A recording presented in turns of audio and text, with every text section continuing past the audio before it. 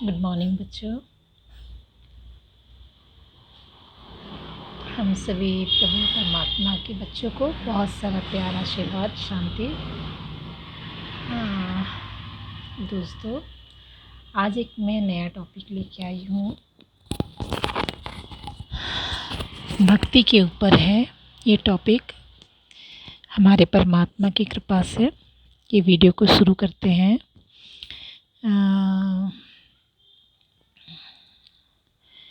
दोस्तों, इस कलयुग में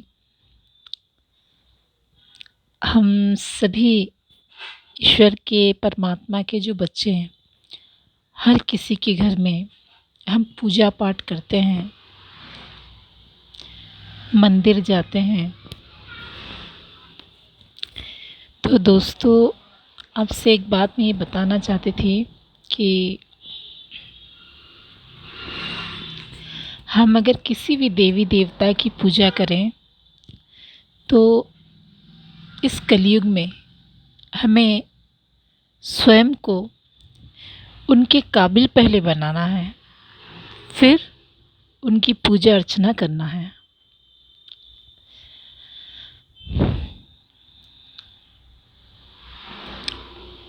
युगों युगों से जो चक्र चल रहा है, सतयुग,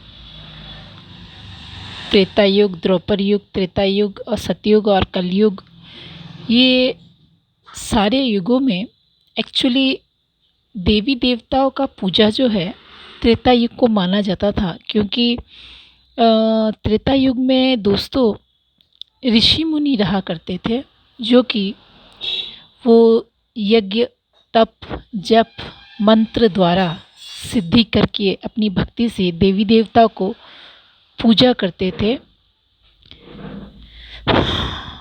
और अपने आप को वो ईश्वर की पूजा करने का लायक बनाते थे।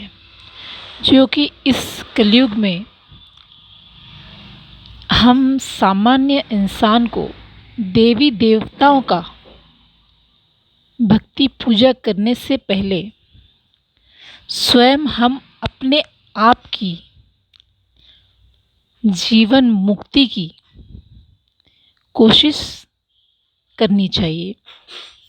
अब दोस्तों, मैं ये बताऊं आपको, इस कलयुग में जैसे कि हम अभी कोई मंदिर जा रहे हैं, कोई देवी देवताओं का पूजा कर रहे हैं, तो सबसे पहले ये हम देखें कि हम स्वयं खुद कितने जीवन मुक्त हैं। जो कि हम ईश्वर के पास जाते हुए हम क्या अहंकार से मुक्त हैं, क्या हम लोभ से मुक्त हैं, क्या हम अहम भाव से, मोह से, क्रोध से, किसी की निंदा करने से क्या हम मुक्त हैं। अगर नहीं है तो हमें कोई ईश्वर की भक्ति करने से कोई फल प्राप्त नहीं होता है, बल्कि उसका दुष्परिणाम भोगना पड़ता है, स्वयं अपने साथ, पूरे विश्व को भी।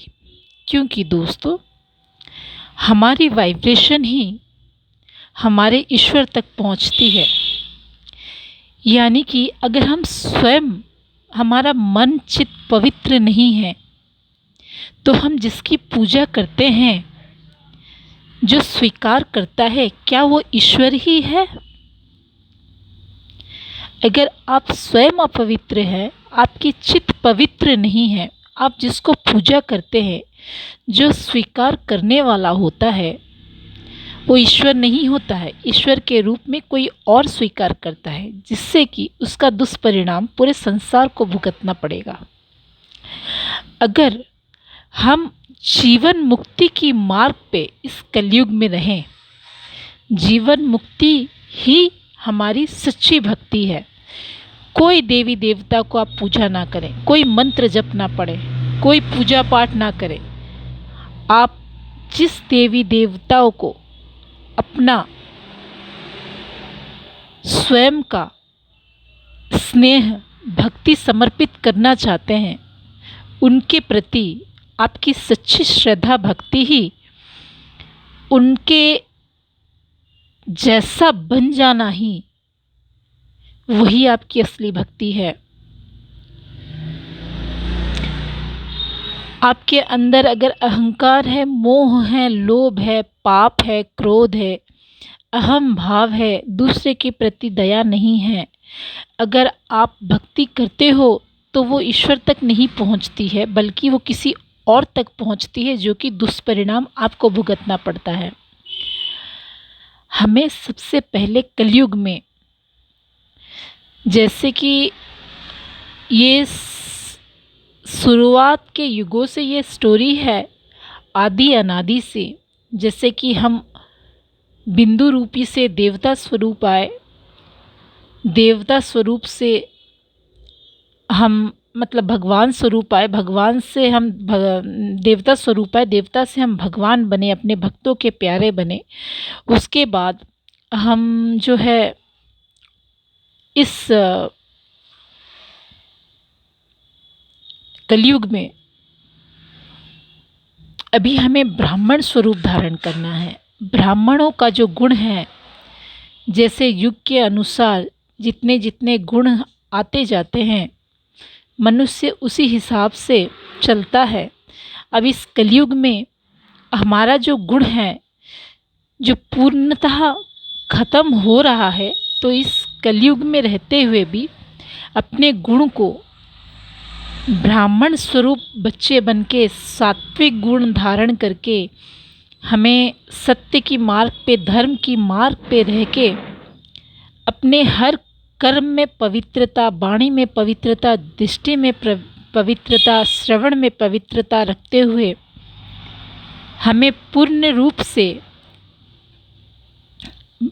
ब्रह्मा बाबा के बच्चे, ब्राह्मण बच्चे बनके इस दुनिया में हमें ईश्वर की भक्ति करनी है। आप भले ही ब्राह्मण नहीं हैं, आपके अंदर सात्विकता नहीं है, आपके अंदर धर्म नहीं है, आपके अंदर कोई भी, अगर आपकी इंद्रिय आपके कंट्रोल में नहीं है, तो आप अगर प्रभु को पूजा करते हैं तो मत कीजिए। आप हर किसी के घर में अगर भगवान को पूजा करते हैं, जिसी भी रूप में करते हैं, उनका रूप का अस्तित्व को पहचानें कि हम जिनको पूज रहे हैं, क्या हम उनके योग्य हैं। अगर योग्य नहीं हैं तो सबसे पहले अपने आप को उन प्रभु को, परमात्मा को, उन ईश्वर को पूजने के लिए अपने आप को लायक बनाएं पहले। अगर हम अपवित्र हैं तन से, मन से, वाणी से, कर्म से, तो हमें कोई भी ईश्वर को पूजने का अधिकार नहीं है।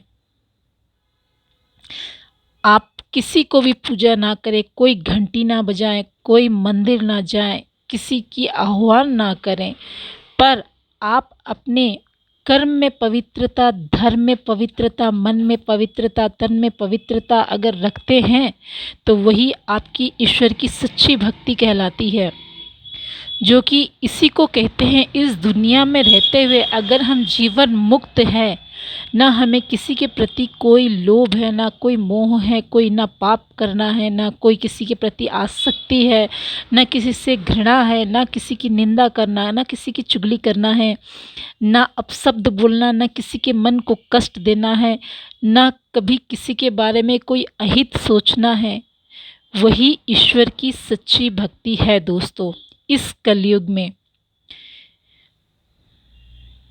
आप अगर शरीर से, मन से, तन से पवित्र हैं, मंदिर जाके पूजा मत कीजिए। वो ईश्वर तक पूजा नहीं पहुंचता है। वो जो जिस किसी के पास पहुंचता है, वो आपको